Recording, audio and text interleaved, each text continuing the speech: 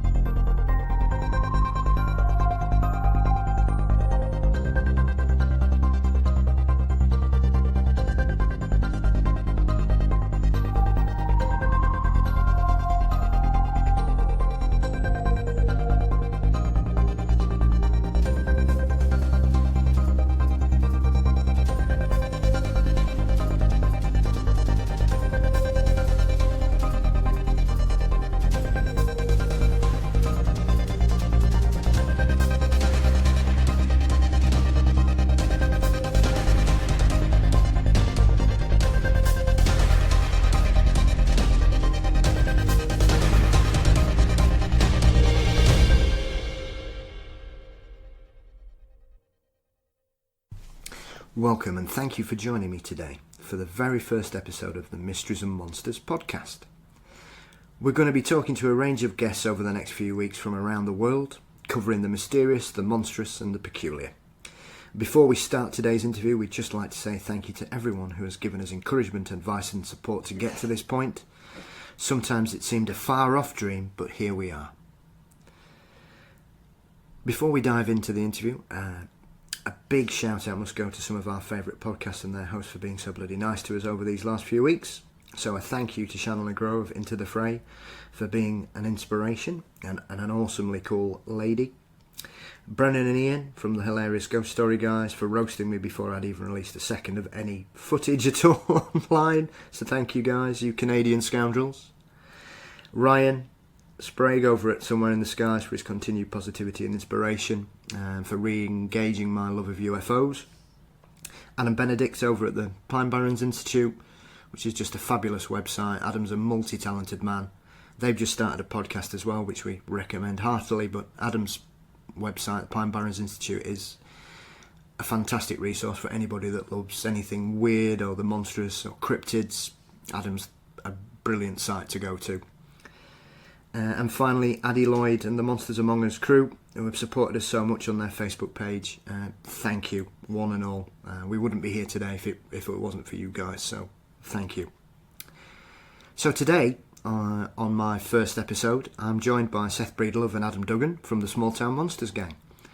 Small Town Monsters burst onto the scene in 2015 with their first documentary about the Minerva Monster, which was a creature which was sighted in the woods in eastern Ohio by the Clayton family back in August 1978. Since then, Small Town Monsters have released films covering the Beast of Whitehall, Boggy Creek, the Mothman. Two of my particular favourite stories, Invasion of Chestnut Ridge and the Flatwoods Monster. The previous series, On the Trail of Champ, looking for the mysterious lake creature thought to inhabit Lake Champlain. And The Beast of Bray Road, featuring the mysterious dogman sightings in and around the town of Elkhorn. Mostly made famous by Linda Godfrey's excellent work on the subject. So I was lucky enough for the Small Town Monsters crew to send me a preview of their new upcoming season of On the Trail of Bigfoot, which is a 6-part series. It covers the whole range of Bigfoot phenomena, with a range of guests and researchers that have been looking in the woods and dealing with the whole mythology of the Bigfoot phenomena. We discussed the series, how it affected Seth, and what the next couple of years have in store for Small Town Monsters, so I hope you enjoy it. Before you can get there though, don't forget you can find us on facebook.com/mysteries and monsters. We're on Instagram and Twitter, and also at mysteriesandmonsters.com. If you've got any feedback or guest suggestions, or you want to appear on a future episode, then please just drop us a line through the Facebook page, or you can get us via email at mysteriesandmonsters@gmail.com. Now, it's time for me to speak to Small Town Monsters. Right, today I'm joined by two of the Small Town Monsters crew. Absolutely massive fans of their output over the last 3 or 4 years that they've come with, and I'm delighted that I've got Seth Breedlove and Adam Duggan with me today, talking about future projects and their work up to date. So firstly, welcome and thank you for joining me today. Yeah, thanks so much for having us. Yeah, thanks. Excited to talk for a little bit. Absolutely. So right now, 4 years since you first started, from when this all began. How are you feeling looking at this year? Because obviously you've got a pretty big year coming up, really. Is this where you expected to be 4 years ago? Oh, no. I mean, like, I don't think 4 years ago we ever would have expected to be putting out two movies within 365 days, let alone the way the schedule is actually shaken out for the last 2 years, which is like we've been shooting 2 movies in a year plus editing, 2 movies. There's usually a third film that's either into being shot or, it's just the schedule's crazy. But then you tossed in 2018, we filmed 2 movies, we edited 2 movies, and we also finished up post-production on the Flatwoods Monster and released that.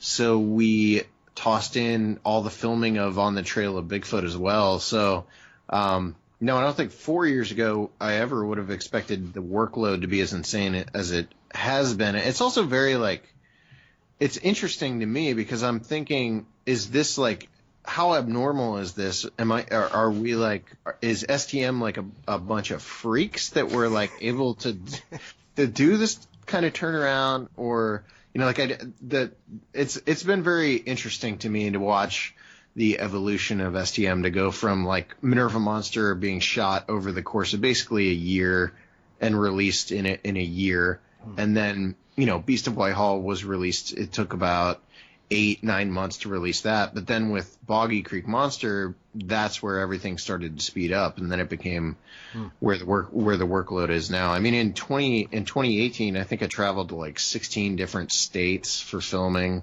so it was insane. I'd be curious to know about Adam. Adam, how do you feel about Small Town Monsters in 4 years? Yeah, it's weird because 4 years ago when STM started, I think it was just like everybody else. I was just a fan of Seth and kind of what he had done on Sasquatch and things like that. Yeah. And then just through a random kind of roundabout situations, got to know him and his family a bit better. And then really my involvement has been really recent as far as within the evolution of Small Town Monsters. Starting with On the Trail of and kind of going through that there in Oklahoma and whatever with Seth and the NAWAC. So I think I have an interesting perspective because I was not a part at the beginning and have kind of come in a bit later.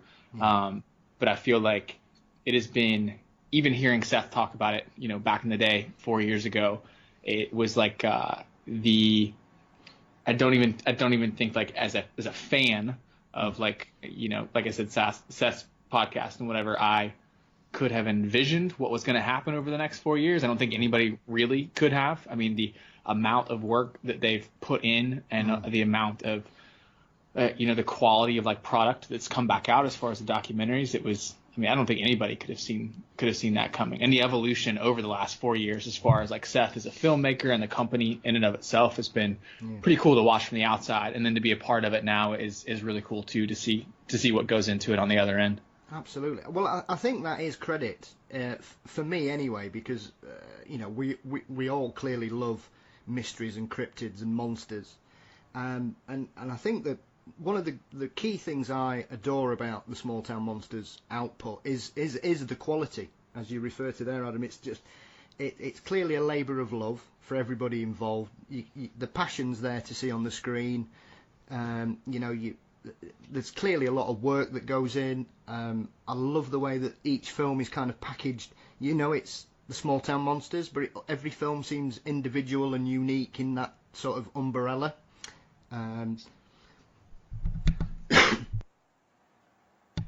So I kind of really appreciate that. For me, the thing that I adore about them is the quality that just comes out the screen when you watch each one.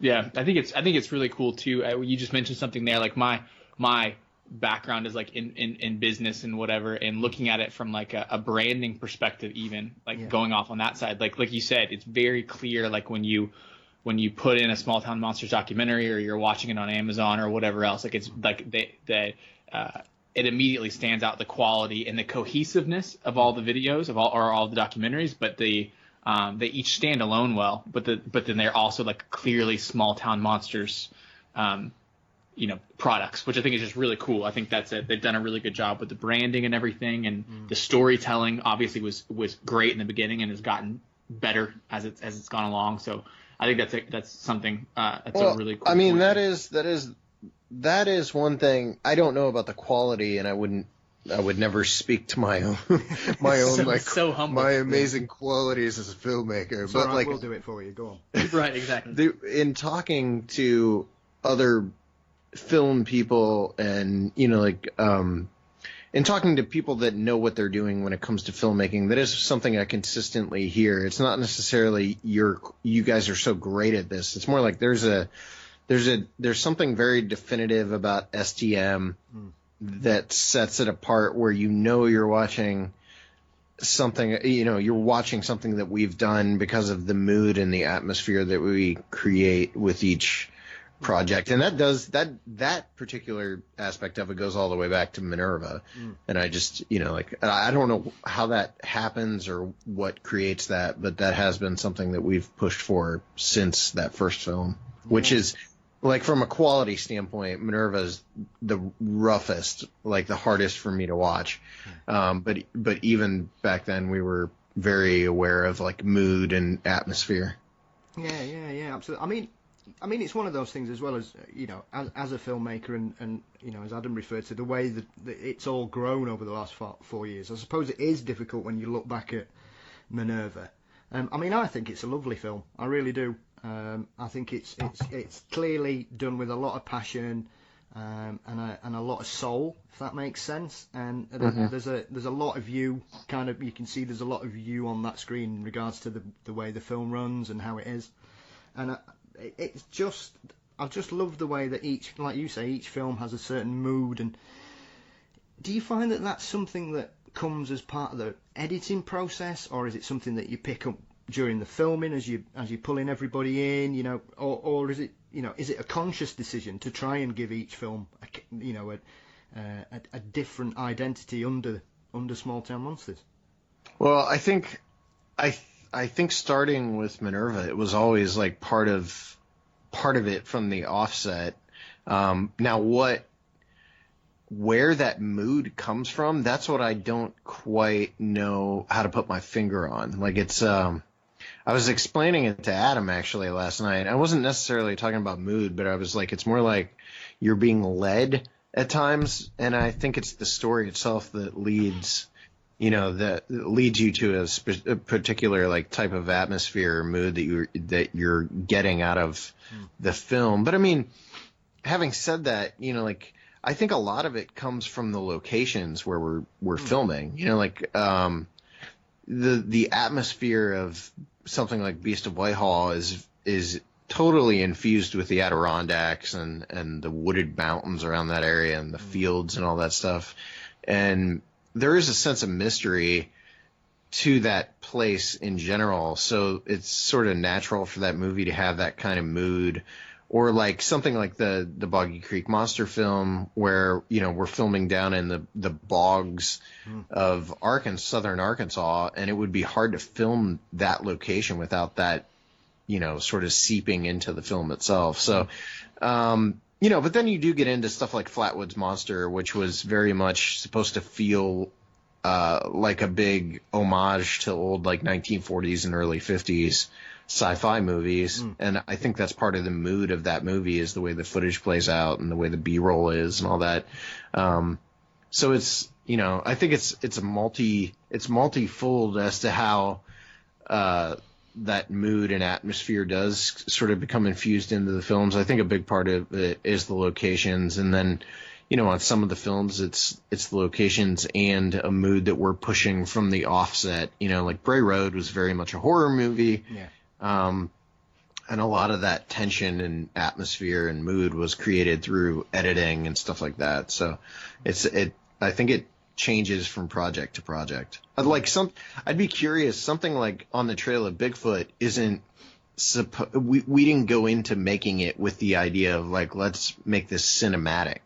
So I don't think I tried to infuse it with an atmosphere or mood necessarily. It was just supposed to be, let's tell this very epic story, you know, from a very personal place. So I haven't actually talked to anyone who was like, yeah, it's a very atmospheric project, but maybe it is. I don't know. Yeah, I mean, what I found, you know, is very kindly I've seen On the Trail of Bigfoot. The overriding feel I got when I was watching it was I just loved how it felt. It feels really organic and natural. So it is a bit raw, but I think it for me it came across as a kind of a bit of a journey of self-discovery on your behalf, as you were kind of you know, each individual episode looking at certain aspects of the whole you know, Bigfoot phenomena. And I really appreciate. I think for me, it's probably I absolutely loved it. I mean, I adore Invasion and Chestnut Ridge. I just love the graphics and the intro and the music and everything. I love it. But this one, there's just something. And please don't take this as a criticism. There's just something. It just seems really personal coming from you in regards to the way it's filmed and the fact that you are, you know, front and centre for the majority of the show. I just really loved it. That's awesome. Yeah, I Invasion is actually one of my favorites too. So I'm glad you like that one. But yeah, it is. This is probably the most personal thing I've ever done. I think. Period, especially with film, obviously, but maybe just in general, when it comes to any sort of like art, I think this is probably one of the most personal projects I've done. And it, you know, like the fact that we were in Area X and had this event happen that, you know, had an impact on my sort of perception of the entire Bigfoot subject in general is really cool that we were. You know, I wish we could have captured what happened to us on camera or something, but regardless, at least, you know, it happened while we were filming this project and it could be a part of the story. But yeah, it's definitely a very, very personal, you know, story start to finish. I mean, it literally starts half a mile from the house where I grew up, and it literally ends in the woods directly behind the house that I grew up. Well, I think that was the thing I loved about it. It basically. Maybe it was designed to be so, but it just felt like a complete journey for you.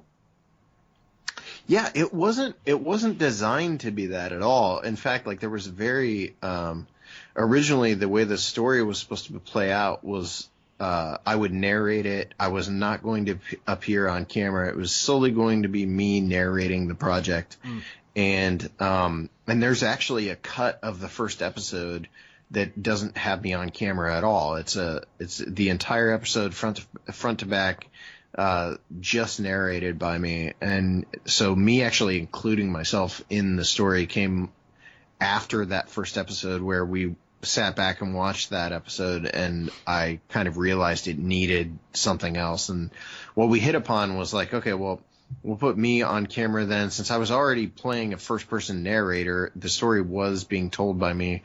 Having me on camera was sort of the natural progression from what we already had in there that wasn't quite working. So making the story come together more seamless was done by including myself, which is something I've never wanted to do. It's not something I want to do again necessarily, but in this particular story, it just kind of worked. Well, I think because of the way the program is, you've got your 6 episodes, and because you've got, there's the 21 other people involved in interviews and being involved in certain episodes. I think because of that, your position in that program, you're kind of basically the fulcrum of the whole run. And I think it ties it together by, essentially you are the host, and we watch everything play out around you as we go through the series. So I can kind of understand why there was perhaps a little bit of reticence to put yourself out there, but clearly you understood after watching that first one that you needed to do that. Yeah, that was the big thing for me, was like, if I am including myself in this, it can't be like,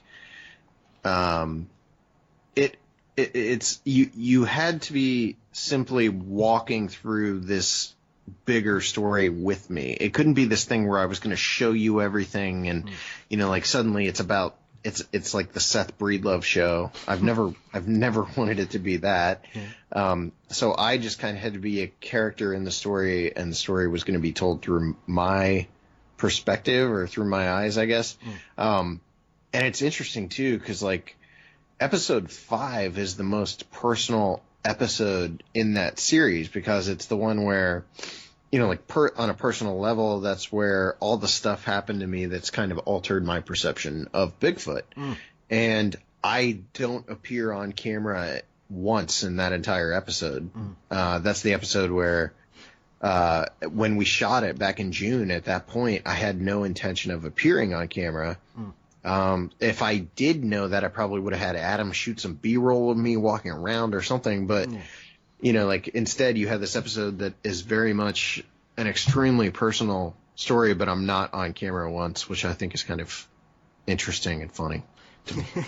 Yeah, I think too, like just to that point, like thinking about it now, and I haven't thought about it in this light since we've been, until we've sat here and talked about it. But I think a lot of what STM has done in the past has been essentially, it has been documenting others' stories through their eyes and through the experiences of people that were there when things happened. And I think On the Trail Of is very much like a documenting Seth's story, like as it happens. You're really just kind of going along with him throughout that, and having known Seth beforehand and know just where he was as far as like his perspective on Bigfoot, Sasquatch, whatever, and kind of seeing that change throughout. Like there's no way to script that necessarily. It's kind of like, I'm just going to go into these places and with these people that are just entrenched in this culture, and just experience that with them. For you to be along for the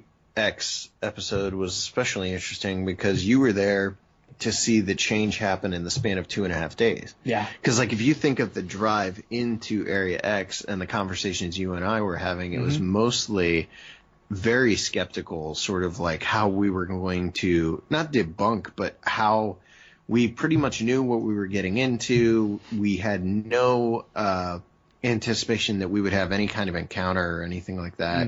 And then the drive out was much more about like how these things might behave if they're real, where the conversations. Yeah, there was a huge contrast between the conversations we were having on the drive from Nashville, Tennessee to Oklahoma, and then the drive from Oklahoma back to Nashville was just completely different. Totally different. And in a very short span of time. It's just one of those things that like I say, we all, clearly are singing from the same hymn sheet here. That's the one thing I've always noticed about your film. The earlier Small Town Monsters films are, there's no frills, there's no exaggeration. These are well-known cryptid mysteries from all over the states. You've basically got, right, this is what's been said. These are the people that said it. What do you think? There's no reinterpretation or attempt to try and pigeonhole it in some kind of theory or anything. It's just basically, right, here's the story. We've made a film about it. We hope you enjoy it. Make up your own mind. Yeah, that's a big part of what we do, is like not leading the audience. And I think like one of the reasons we do that is like, I think our audience is so large and growing by the day that it cannot possibly just be people that are into the paranormal and cryptids. It almost has to be, because of the size of the audience, it has to be an audience that's a general sort of audience, at least a large portion of it. So we have to make, I always set out to make movies for people that might not even have an awareness of these subjects, like something that could appeal to someone who might never have had an interest in like the Mothman or the Flatwoods Monster or Bigfoot. So we're making them almost as an introduction to that story more than like something for a scholar or a quote unquote expert on these subjects. And especially on the Trail of Bigfoot, I wanted on the Trail of Bigfoot to be an introduction to the subject for people who might have never taken a serious look at it before, like that's why those first 3 episodes, like my biggest worry is actually the first 2 episodes, because I feel like the first 2 episodes for a lot of ardent like Bigfooters or cryptozoology fans, they might be aware of most of what is being said in those episodes. It's the Ape Canyon story and it's Ostman and all that stuff, but I had to do that because I want this to be a sort of walkthrough of the entire phenomenon.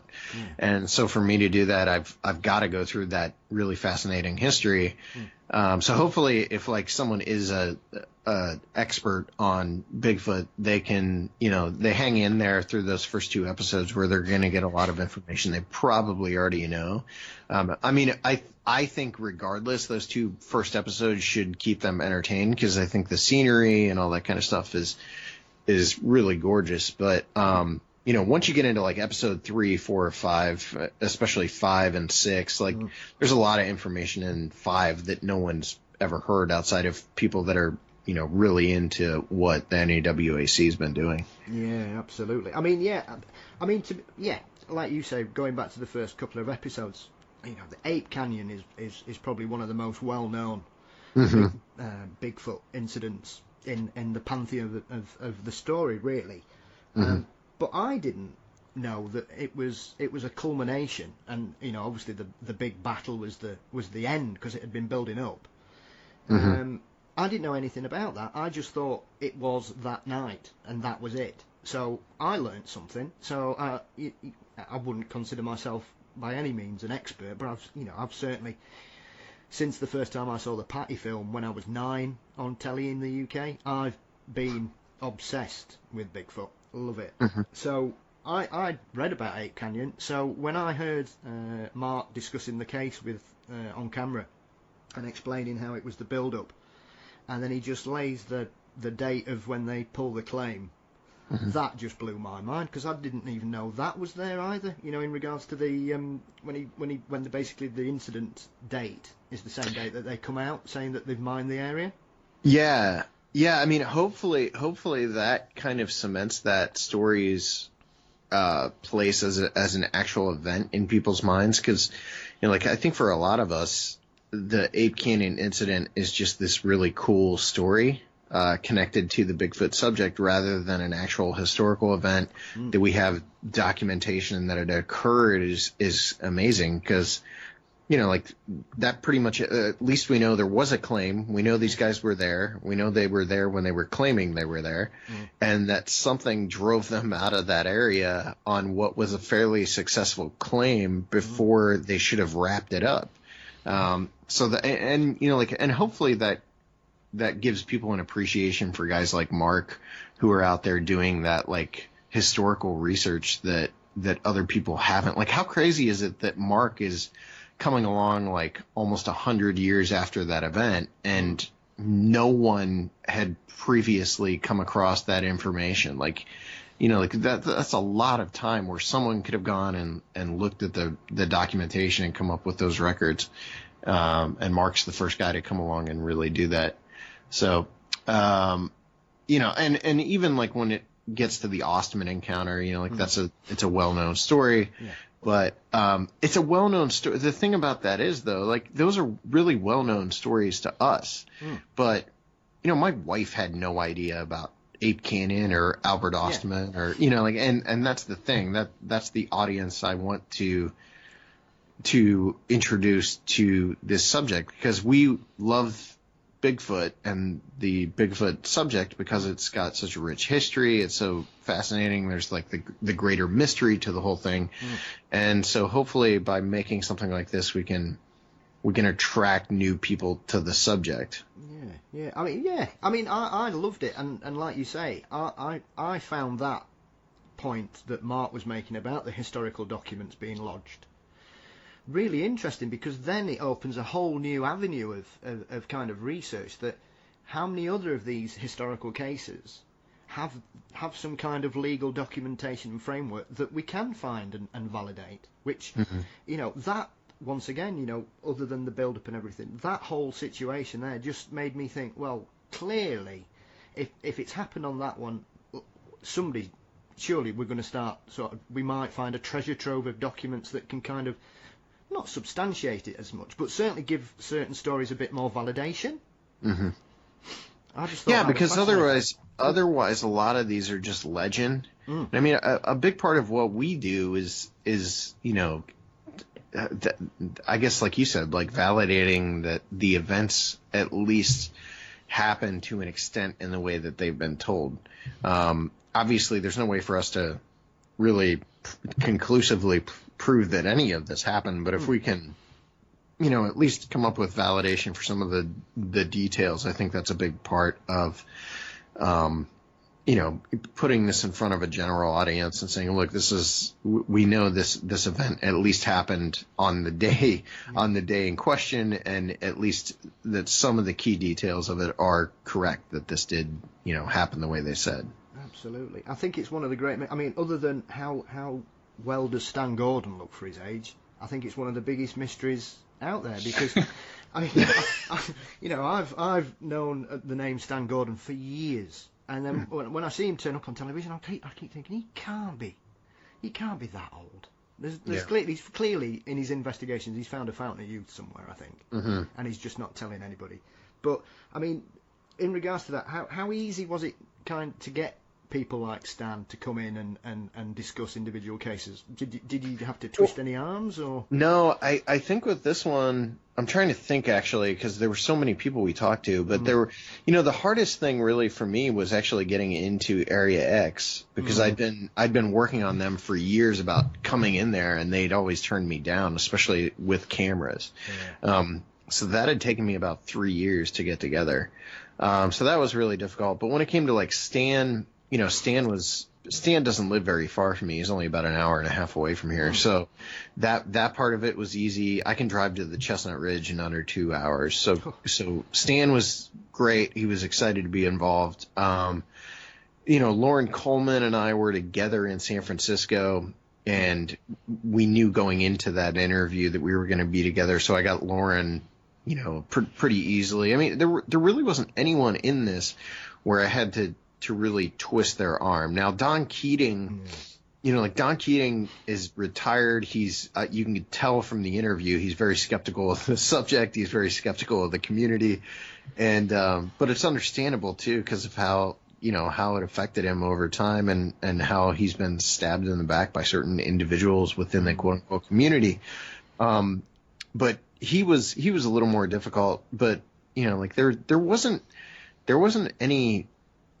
weren't any situations where I really had to work on someone to be involved in this. I think Adam, you know, I had to hold a gun to Adam's head to get him on camera. I believe it was a text, and then when are we going? And that was the extent of it. So yeah, no, I mean, and it's crazy too, because it was such a long shoot. You know, we started the first footage was shot last March out in the Muir Woods above San Francisco, and the final footage was shot in Adams County with well, actually the final footage would have been Adams and Shannon's interview in my office here in Medina County, Ohio. So I mean, it's a coast to coast project. You know, there's footage in South Carolina, right on the ocean, and there's footage out on the coast of Oregon and Washington. So it's a literal, coast to coast project.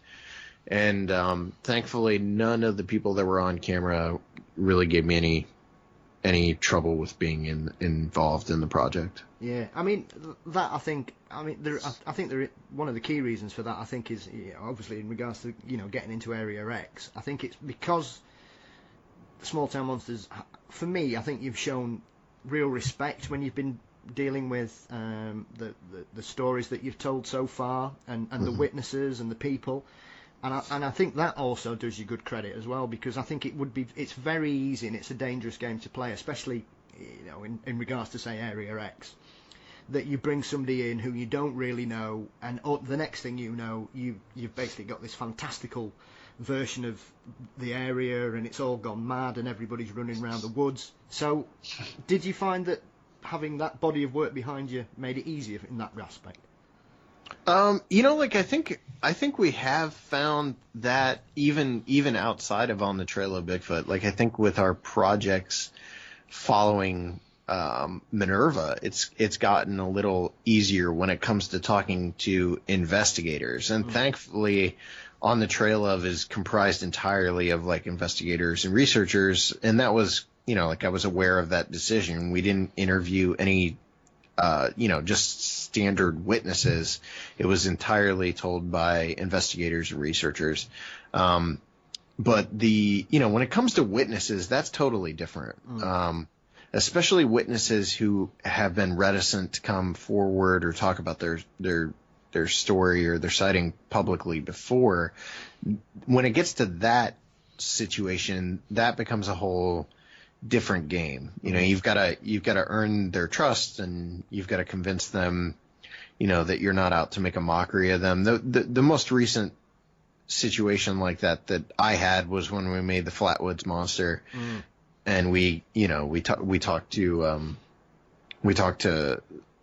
Ed and Fred May. With them, we had to really work with them for an extended period of time to get them to the point where they were willing to come on camera. But on this project, it was much easier, and some of that does have to do with the fact that a lot of the people that are in the project have seen Small Town Monsters and know we're not going to make a mockery of them. We're going to tell their story the way they want it to be told. Yeah, I mean, it's one of those things, because with every cryptid case that makes the mainstream media, there's always somebody who's unfortunately put their head above the parapet.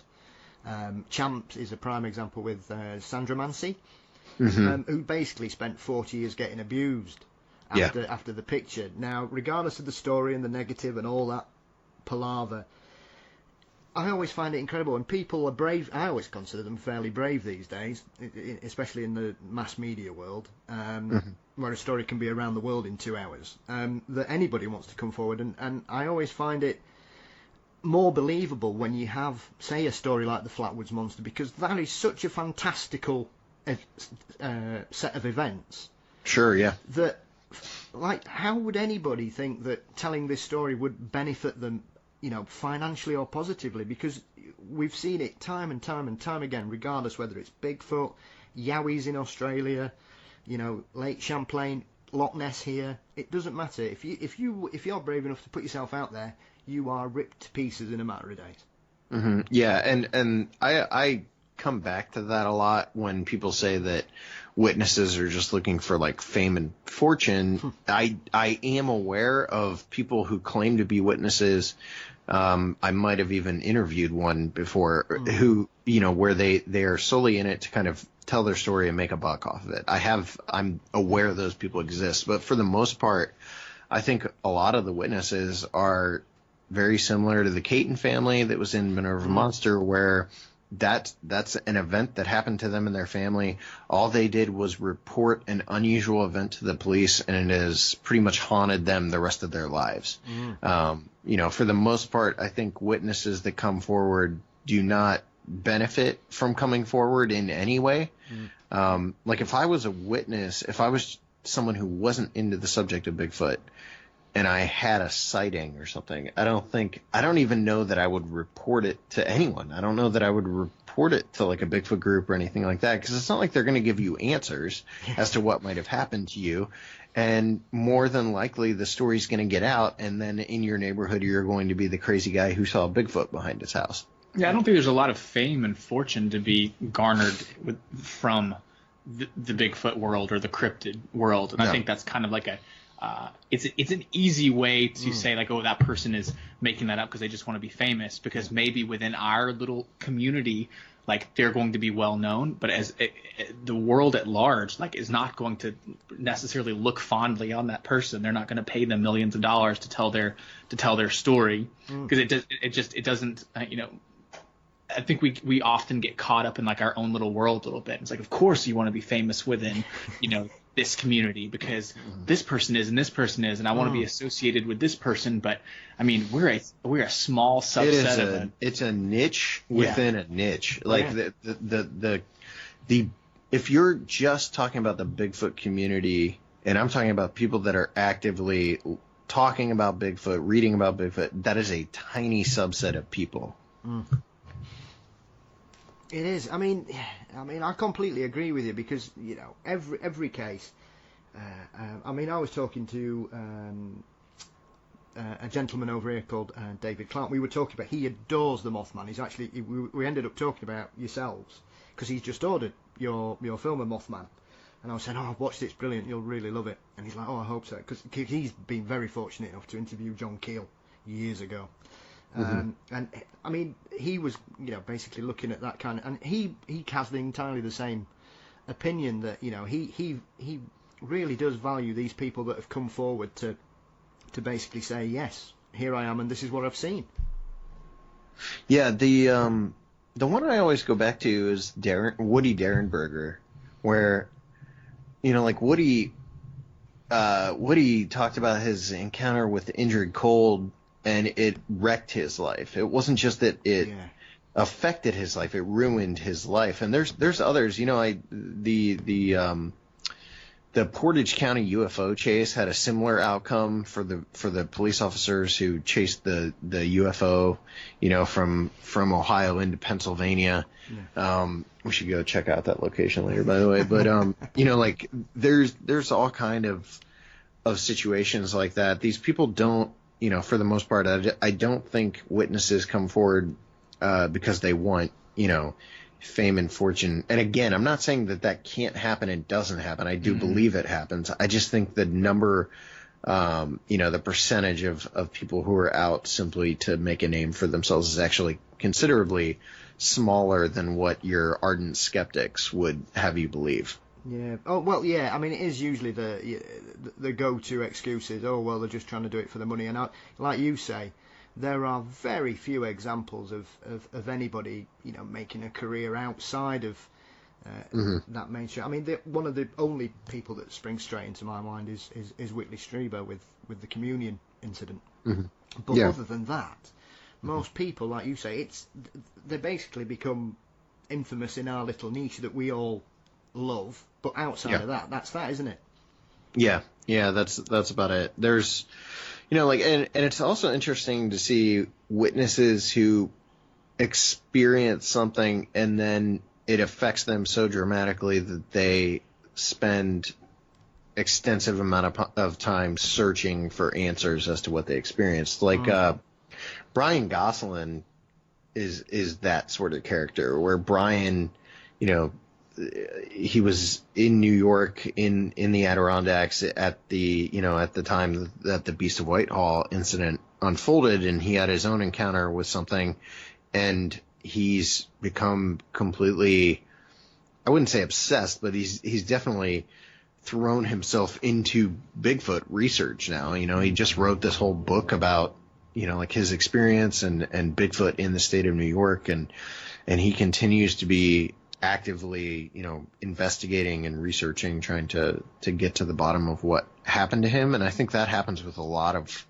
witnesses as well. And I find that really believable too. Like, I'm much more, and I think I come from a pretty skeptical place, but I'm much more apt to believe someone who had no real interest in the subject and then becoming just obsessed with it after an encounter than I am maybe somebody who has been a name within this small, niche community. Then all of a sudden, they have 9 like Bigfoot sightings in a row, and then one of them had wings, and one of them was riding, Champ and whatever else. Like, I'm much more willing to believe somebody outside of that who had no interest than someone inside who might have some idea, some kind of like, delusions of grandeur within. They're like, oh, I know what this could potentially do within the community. A lot of the people who are who have these sightings, like, they have no clue. They don't even know that there is a Bigfoot community or a cryptid community. Well, I mean, that, and if you boil that down to even investigators, whatever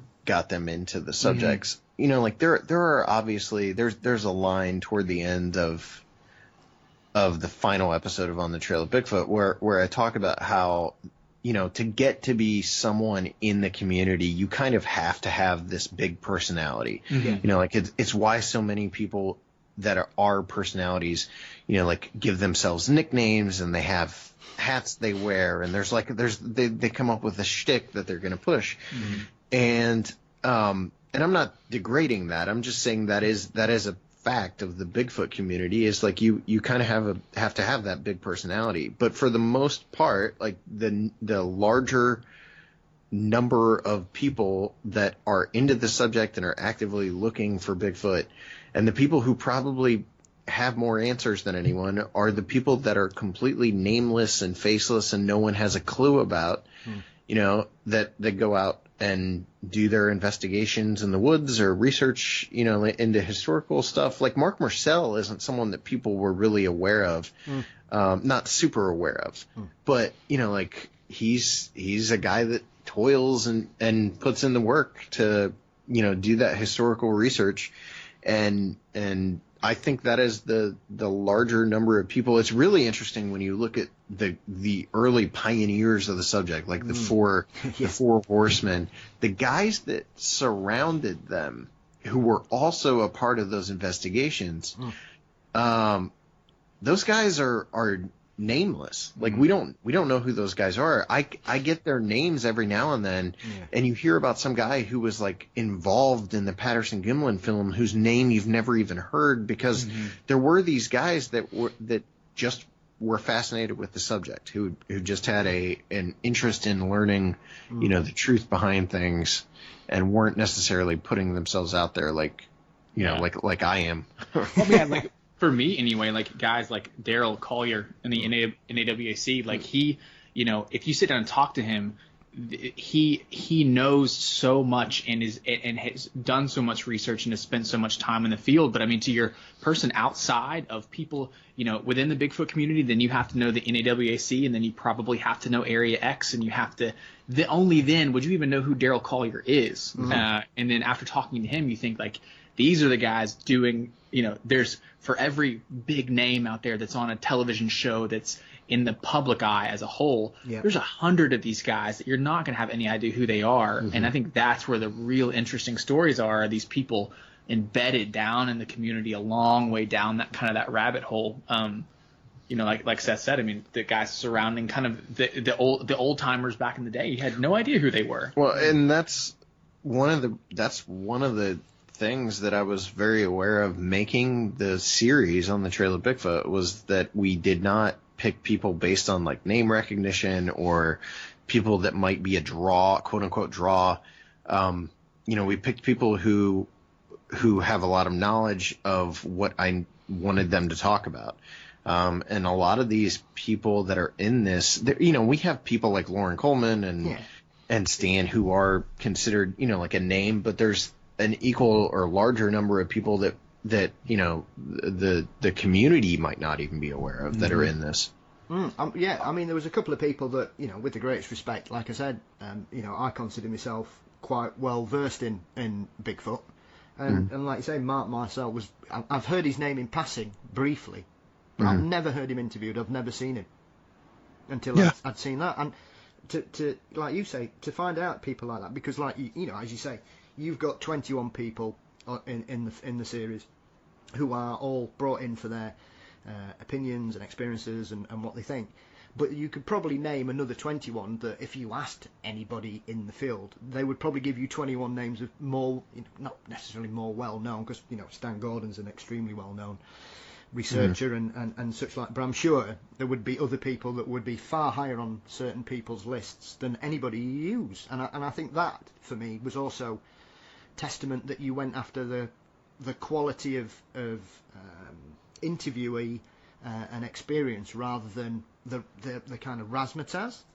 Yeah, Don Keating was the big one for me. Like, Don was someone who I had spoken to maybe a year ago about being involved in this, and he was one who I was going to go after no matter what I had to do to get him, just because Don's retired from the community, no longer has anything to do with Bigfoot research, and he's a name that you heard a lot about Don if you were in Ohio or if you were really into the subject. Yeah. But outside of that, I don't think especially a lot of people that are getting into it now are even aware of who Don was. And Don is like on the East Coast. He was one of the sort of spearhead guys that were at the forefront of like actual investigations during the 80s and 90s at a time when the subject was pretty much just a laughing stock.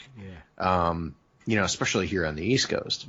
So like for me, getting Don and getting his perspective on this subject, which is funny because I think Don's the best moment in the entire series for me anyway, as far as like the interviews are concerned, is when I asked Don what his advice would be for someone getting into it, and he's like, don't.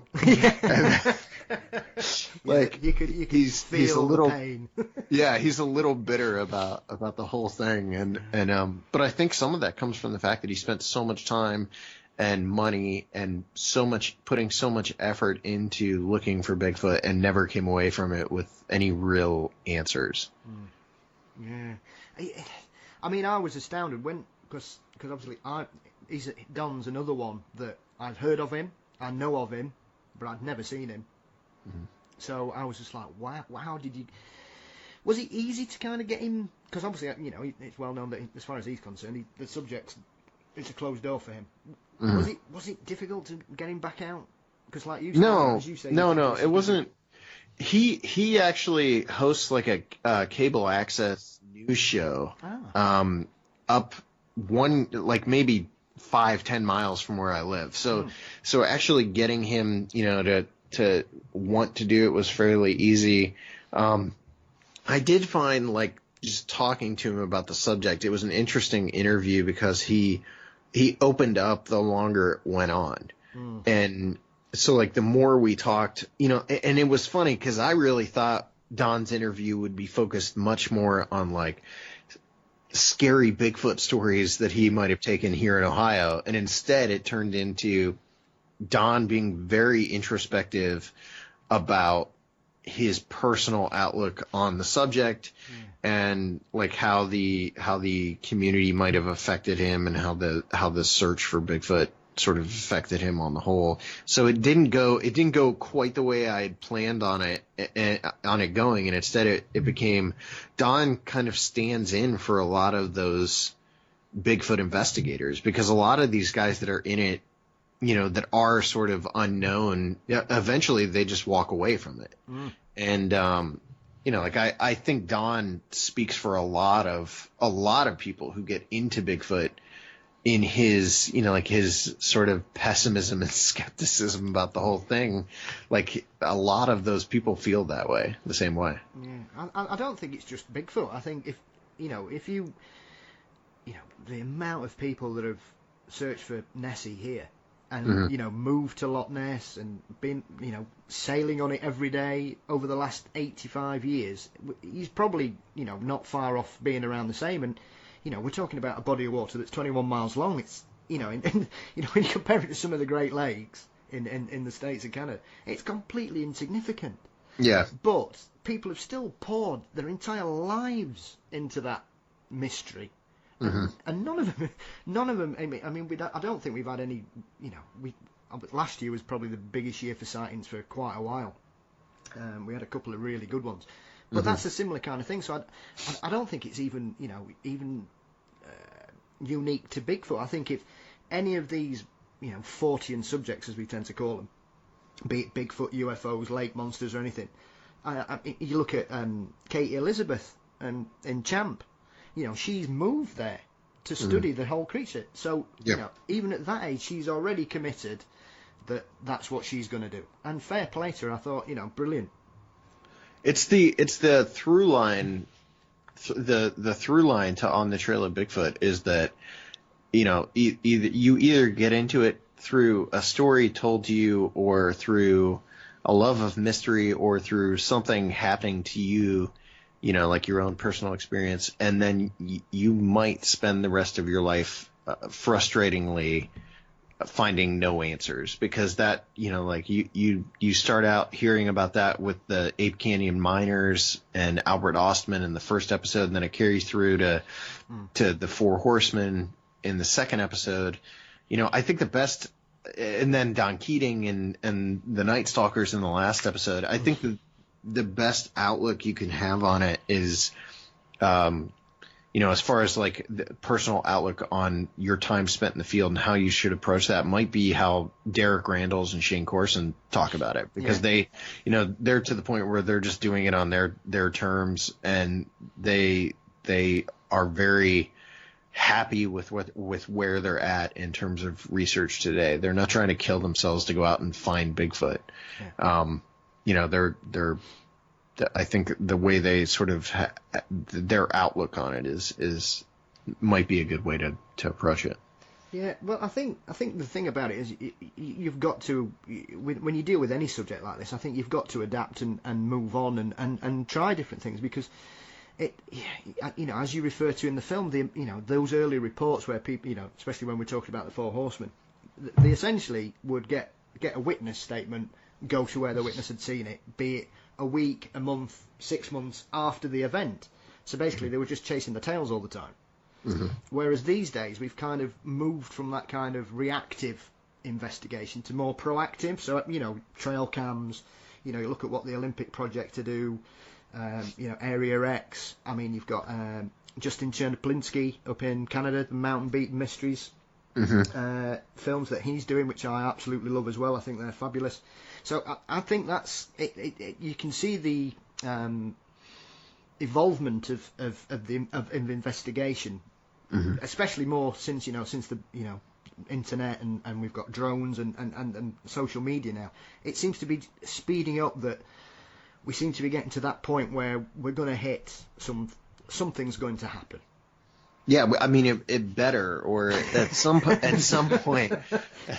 we're all just going to throw our hands up and walk away, because it's like you're right. Like there are less. That's something I found actually during the course of making the series, and that was actually surprising to me, because as recently as like 5-10 years ago, when I was first getting into this, taking sighting reports and running out and casting tracks and like that kind of thing was still very, very popular, and I think it's much less popular today. I don't know that as many people are taking reports and going out and talking to witnesses and casting tracks and stuff like that as they were even 5-10 years ago. I think now it's much more people have their research area, and they're going to go down there and spend a couple days, on the weekend, kind of like the Mountain Monsters, the Night Stalker guys. Yeah. I think that's become a much more typical sort of form of Bigfoot investigation, which I think is interesting. I'm not convinced there isn't a lot to be learned and gleaned from still going out and taking sighting reports and talking to witnesses. I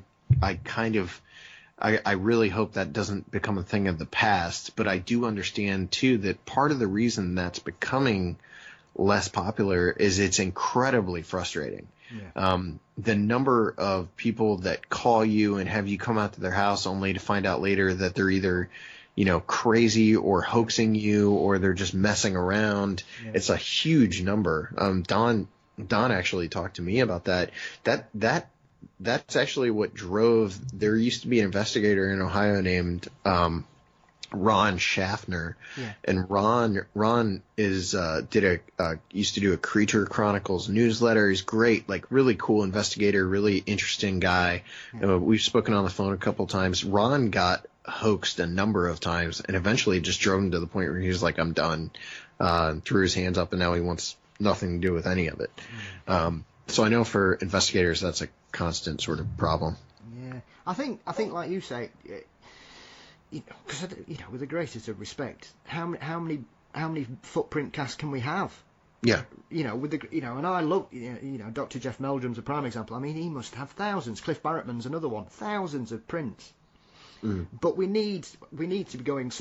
I think you need to utilize that, but we also need to embrace other ways and basically try and mix it up a bit, because and I think that would apply to any mysterious cryptid, be it land, air, or sea. I think you need a varied approach. You can't just go in with a one size fits all, because if you do, you're probably not going to get the evidence you want. Yeah, I know, and like it is there's so much you can learn about, not just like Bigfoot, but there's so much you can learn about the way people function and the way people interact through this particular subject. It's almost like a gateway drug to like like the greater paranormal world. Like I talked to a lady the other day who watched On the Trail of Bigfoot. She watched all 6, and she was an ardent believer when she watched it, and she came away from watching the miniseries as a skeptic. She no longer believes Bigfoot exists. And I was like, how did you come away? And she said it just challenged her to think about the entire subject in a way she never had before. And I think it might do that for a lot of people, not necessarily turn them into skeptics, but make them, hopefully it's making people look at the subject as a whole in a way that they might not have before. It's not as cut and dried as a lot of people think. A lot of people still have that misperception that Bigfoot is just one dude, one hairy dude walking in the woods. And like hopefully this can open a door for people. Yeah. Sorry, Adam, go on. No, I was gonna kind of just agree with that sentiment there. Like I think it's interesting. Like I think it's like human beings, we tend to gravitate towards what we believe in, kind of like-minded individuals, like even within Bigfoot, like you have your like flesh and blood ape camp, and then you have your paranormal camp, and then you have like your UFO Bigfoot camp and interdimensional Bigfoot camp and whatever else. And unless we're at least willing, and like I think this is probably what this lady did, is looking at the different aspects, challenged her beliefs as a whole, and then eventually sometimes your beliefs are challenged just enough that you're like, I don't even know what I believe anymore. Like I just become more skeptical, and which I don't think is a bad thing. I mean, I think that's how discoveries are made, and people kind of broaden their horizons as to look at different areas. And only once you've looked at all of them, I think, can you actually like put your foot down and say, okay, this is what I believe because this makes the most sense. I mean, otherwise there could be another camp out there. There could be like something completely off the radar that you resonate with more, and you've just never explored that. And you can't avoid those situations for fear of challenging your own beliefs or something changing your mind. I don't think you can really be married to one thing. I mean, it is, there is a source of frustration there, but like you say, I mean personally, I mean like we've mentioned before in regards to people being hoaxed and that, you've got to try and, because we'd all love to that case to arrive from whatever, but as you refer to, I think you've just got to try and avoid being naive, and I don't mean that critically, because whether you realise it or not, when you fall down the rabbit hole of cryptozoology or paranormal events or whatever, once you go down that, like you say, it can just take you in so many variations and directions. And even as you refer to the Bigfoot, there are probably 4 or 5 distinct camps as to what they think the origin of this creature is. And never, and also never the twain will mix, and they tend, even at that level, the flesh and blood creatures don't believe that anything to do with UFOs don't believe it's anything to do with paranormal dimension, and then you've got portals and all that stuff, and so there's a lot of muddying of the water. That's just Bigfoot. So God knows how it gets when we start talking about sea monsters and yowies and stuff like that. On every continent, and you see a very similar thing with because I'm a massive lover of stories of the Yowie from Australia.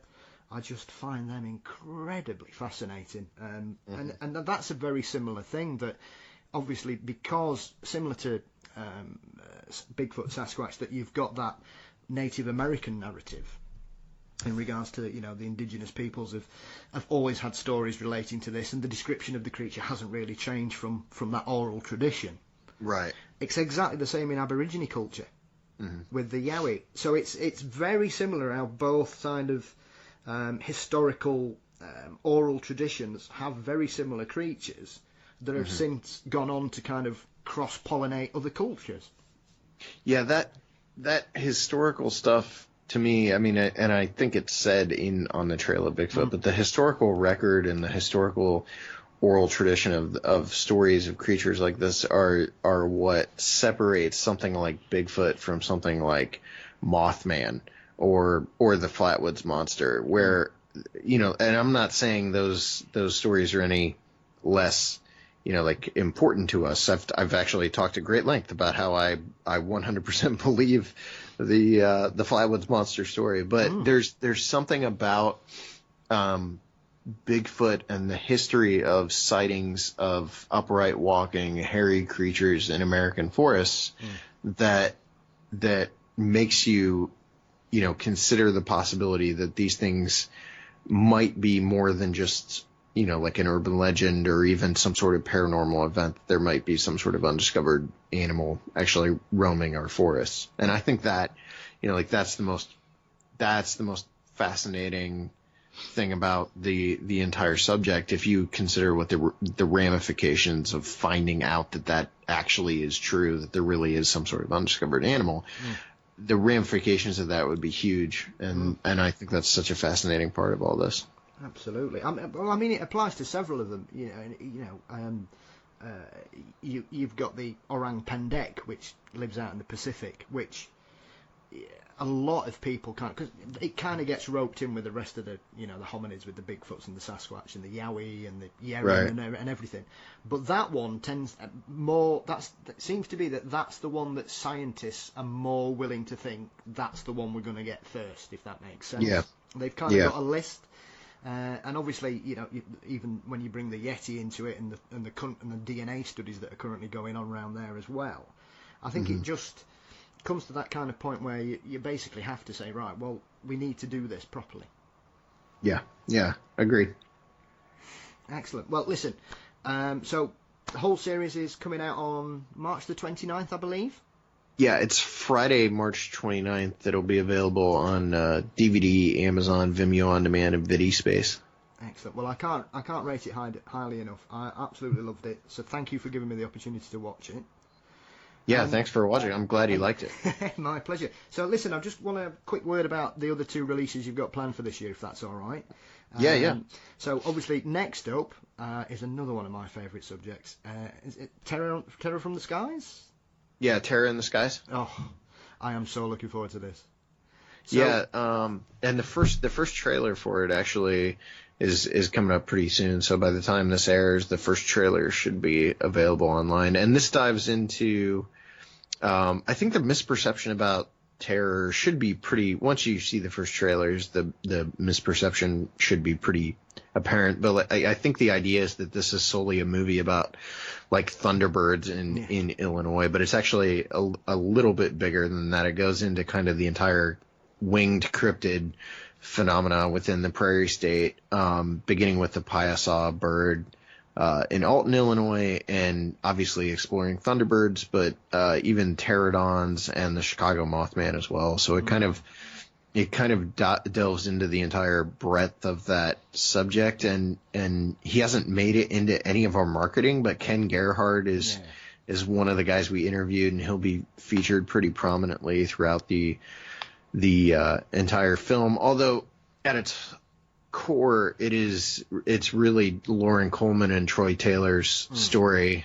We bounce them off each other a lot, and a lot of that has to do with the fact that they're both Illinois natives, and some of their origins, as far as being into these subjects, comes from the fact that they were fascinated by winged cryptids as kids. So. Yeah, I mean, it's a really. I mean, as soon as I saw the subject, the first name that popped in my head was Ken Gerhardt. To be fair, Yeah. because that's one of the, as with other films that you've done, when you did Beast of Bray Road, for me, there's only one person you go to speak about that, and that's Linda Godfrey. Boggy Creek's the same. That for me is Lyle Blackburn. Yeah. So I was delighted because obviously Ken's done books and a lot of research about it, and obviously he's the kind of person that as soon as you mention that kind of subject matter or we go down that particular path, Ken comes forward. So has it kind of opened your mind to that kind of it's not just winged creatures? Were you surprised by what you uncovered during the film or some of the reports you got?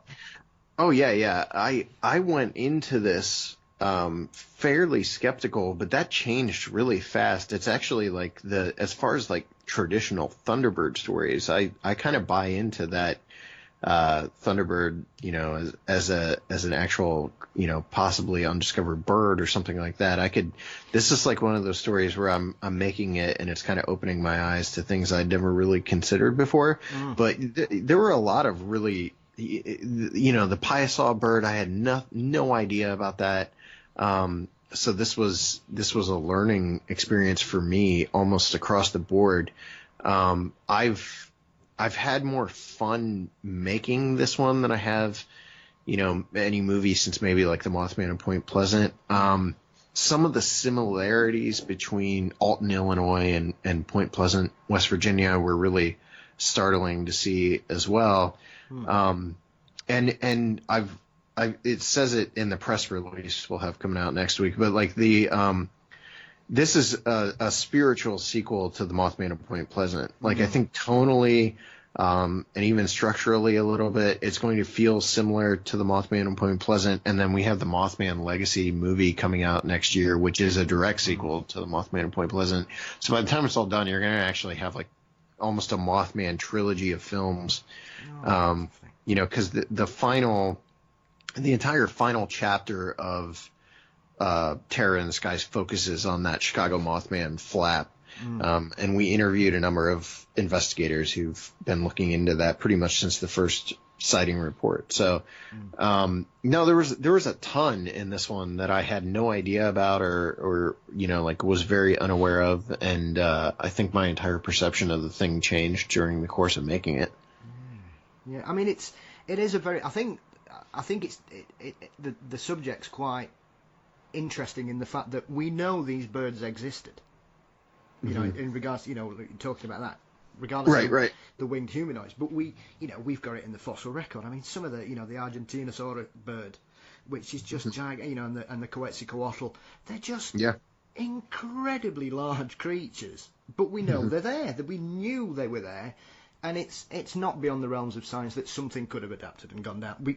We've seen it happen before. I mean, the coelacanth turned up after being written off as extinct for 65 million years. We have varieties of animals all around the world that get discovered on an annual basis. So the concept that something like that couldn't exist is probably less because we know it's not, without wishing to not sound flippant about it, it's not as fantastical, despite the fact that when you see these creatures, they are fantastic. Yeah. If that makes sense. I think the film will open people's eyes to that too. Like I think for most people it'll be sort of like similar to how my perception of it changed. I think most people will watch the movie and it'll be the first time they've even been made aware of this particular cryptid story. Because I don't think large winged cryptids or thunderbirds or any of what we explore in this is too well known. I don't think it's very popular. Yeah. But I think it is as fascinating as anything we've covered in our other films. And I'm really excited to see, like the reaction to it. Yeah. So it's something that's probably sort of enthused you in regards to firing up your curiosity in regards to the subject then. Oh yeah, for sure. I actually spent a great deal of time last September reading up on like Thunderbirds and the Alton, Illinois flap from 1948 and the Lawndale 77 stuff. But, since we filmed everything, since we were in Illinois and I filmed all this, I've become very interested in, like winged cryptids in general. I haven't spent as much time on like the flying humanoid stuff, but I think the Mothman story sort of fits that bill a little bit to an extent. But yeah, it's definitely fired my imagination. Yeah, I mean, Thunderbirds are a strange thing. It's quite unusual because it's one of those things that seems to cross over, because in the UK it's probably more well known for a fake picture. Now I'm not sure if you guys are aware of it on your side, but for years it's been one of those things that you call it the Mandela effect, where you think something's happened or you've seen something, but there's no proof that happened, and it didn't, if you know what I mean. Yeah. And it's a very convoluted way of explaining it. I do apologise. So there is allegedly this picture that even I'm one of these people that absolutely convinced that I've seen this picture of some Civil War soldiers outside a barn with a dead pterodactyl. Sure, yeah. Absolutely convinced of it. And if you ask anybody in the British cryptozoology or Fortean field, they will most of them will say they know exactly what you're on about. Is that something that you were aware on your side of the Atlantic in regards to the Thunderbird mythology? Is it something that's ingrained in it? Is it, or is it just one of those things that it's just a modern myth and we put that to bed? We talked to Lauren Coleman pretty extensively about those photographs. And I know at least one of them he thoroughly debunked, possibly two. I can't quite remember, but I do know that the photograph you're talking about. I'm aware of that. That sort of whatever you want to call it. It's almost like an urban legend, but yeah. I swore I remembered seeing that picture in a book when I was a kid. Yeah. So I'm aware of it. I just, as far as some of that stuff goes, we didn't spend a great deal of time on it. My hope is that at some point, we can when we get out west, we can do a movie about, maybe the West Thunderbird phenomenon or pterosaur, film, something about that. Because Ken Gerhard definitely plays a role in this film, but it's not his story because it's not really his area of investigation up in Illinois. Fantastic. Well, I'm really when's that one out? That one should be released in very early, like first week of June. Oh, fabulous. Fantastic. Well, I'm thoroughly looking forward to that. And then finally, you're going for the hat trick this year. So we've got what's the final release for the year? MoMo, the Missouri Monster, which Adam is actually going to be producing alongside my wife.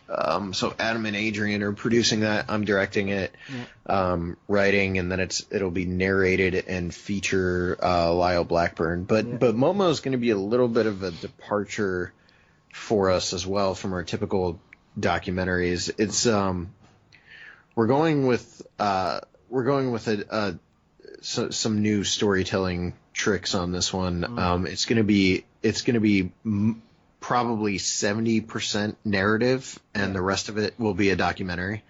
So it's told much more through a narrative film rather than strictly documentary, and some of that just has to do with the fact that like the family that was involved and a lot of the people that are living in Louisiana, they no longer want to talk about this story. Wow. I know, because Lyle's, obviously, that's Lyle's next book, I believe. Yeah, that comes out March 3rd. Yeah, absolutely. I know he's just released the artwork for that. So, because it's out of the kind of subjects, like I say, the majority of work you've done, I'm well aware of it. I think Beast of Whitehall was probably the one I didn't know anything about. But the rest of them, when I saw that's another one, because I'd never heard of the MoMo story and what had gone on. So how do you kind of, without wishing to sort of get the releases for the next 3 years, how do you decide, because I'm sure you probably planned till 2022 already, knowing you. Yeah, we've got it. So how do you decide on where you go from here? Because obviously, MoMo's probably not as big a story. Obviously, having looked into it since I heard you were doing something and Lyle was writing a book as well, I've gone, right, well, I want to find a bit more about that. But all the rest are fairly well known in comparison. Sure. So how do you, is it something you think, oh, I like that, or is it something that you basically got a hit list of what you want to do? I mean, it's trying to mix it up and make sure that, we're not strictly telling Bigfoot stories, we're not strictly telling UFO stories, or like in 2020 we're making the Mothman Legacy and the Bell Witch. So like those are totally different. Obviously the Mothman isn't totally different, but yes. You couldn't have two more sort of disparate topics that we're covering. So I think the biggest thing for us is just finding stories that are interesting to us, that are going to inspire us to tell them, and then like making sure we're not telling the same type of story over and over. And then there are cases where we just want. I just personally want to tell that story. The Flatwoods Monster story was something where I just wanted to have a hand in telling the Flatwoods Monster story in a documentary. And even though we knew going into it, it was going to be a shorter film, it probably wasn't going to make a ton of money. It was something I really wanted to do. So we did it. And, it pretty much went exactly how we expected. It didn't make a ton of money. It seems well liked, but it's more of like one of the SDM cult films, the lesser known SDM films. So it's Terror in the Skies is something where I just thought the story was interesting, and I thought it was something where maybe we can find an audience for this, and there is an interest in the Mothman of Chicago, and I thought, well, let's use that as one of the storytelling devices. Maybe that'll draw a larger audience, and alongside that, we can introduce them, to the idea of Thunderbirds and flying humanoids and other winged cryptids. And something like MoMo, I've always wanted to tell MoMo. MoMo was probably as far back as when we first made Minerva Monster. I was talking about how I wanted to make a MoMo movie. And some of that has to do with the fact that the MoMo story is so similar to Minerva Monster to begin with.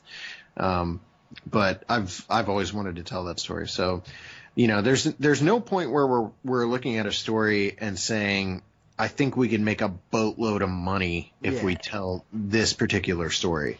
The movies that have hit financially for us are not the ones you would expect ever. It's never the film you would expect to be big. That's, that actually does find a huge audience. It's never that way. So it would be pointless for me to be like, all right, which cryptid's super popular right now? Let's do that. But it's more about what's going to fire our imagination and get us creatively involved and passionate.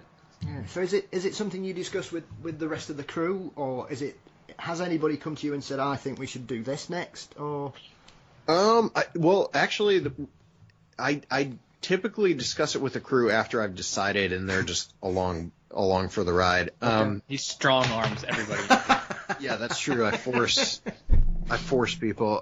But the Bell Witch movie is happening in large part because our production manager and sound designer, Jason Udis, is just a huge fan of that story. Yeah. And because of that, it kind of got me interested in it. So now, his interest kind of got me involved, and so that's our next movie. So you could almost blame him for that one. So how are you... as soon as you mentioned the name, the hairs on the back of my neck stood up. I know that story back to front, and I find it incredible. And obviously it's a departure because it's the first real paranormal film that you'll be doing. Yeah. We haven't delved in too much into like the supernatural, and that's definitely going to be the gateway for that. But it's also going to be a departure because it's going to be entirely historical. Like we haven't done a story that took place over 100 years ago before. So it's going to be finding our way, and making sure that we find a new and interesting way to tell that particular story. Absolutely. For you, Adam, is there anything that you want to look down further down the line? Is there a story out there that you'd like the guys to cover or be involved in? I think just jumping on the Bell Witch really quick. That's about an hour and a half from my front door, which is really cool. So I've grown up hearing that story, yes, which is pretty awesome. For me, I am going to keep pushing for something to do with Ape Canyon, because I just think that is fascinating. That's kind of my like if I had any say, and like we said, Seth just tells us what we're gonna do anyway, so I don't have a say. But I'm just kidding. He's slightly nicer than that. But that's okay. something to do with Ape Canyon, I think would be really interesting. Only if not to just expand on kind of what is touched on on the Trail Of. Because I think there's much more to that story than even a lot of people. Yeah. Even just talking to Seth about it since on the Trail Of, and I've learned a ton that I just had no idea. I mean, that could be a feature length movie. It could be really something special, I think. So that's I've got fingers crossed for that. Trying to buy Seth nice Christmas gifts and bribe him into doing something like that. I'm with you, I think, Adam, and I think that's more to do with what I've seen on the Trail Of. It's really given me a lot more depth to that story, so I understand entirely where you're coming from there. Mm-hmm. Fantastic. Right, well, listen, thank you so much for joining me today. I cannot thank you both enough for your time today. So where can the guys find it? And obviously you've got the Kickstarter that started as well. Yeah. The Kickstarter to fund pretty much everything we're working on in 2019. And that's just, if you go to Kickstarter and look for Small Town Monsters, you should be able to find that. All the movies are available on Amazon, Vimeo On Demand, and VidiSpace. DVDs are available through shop.smalltownmonsters.com. And there some of our movies are also available on like Tubi TV and Google Play and iTunes and stuff like that. So most of our stuff is pretty readily available. Fantastic. Well, listen, I just want to say thank you so much for your time today. I've had a thoroughly great conversation. I hope everything works fantastically well this year. Can't wait for the new work. I'll be throwing some money through the Kickstarter for you. Awesome. And just listen, all the very best for this year. Thank you so much for your time today, and have a great year. And let's hope that weather improves for you as quickly as possible out there. Yeah, thanks so much for having us. Thank you very much. My pleasure. All power to you, chaps, and thank you. This has been a Mysteries and Monsters production, written and produced by myself, Paul Bestall. Additional content, support, and all artwork by Richard Workman. The soundtrack is White Hats by Wayne Jones. Thank you for listening. Stay spooky. See you next week. Goodbye.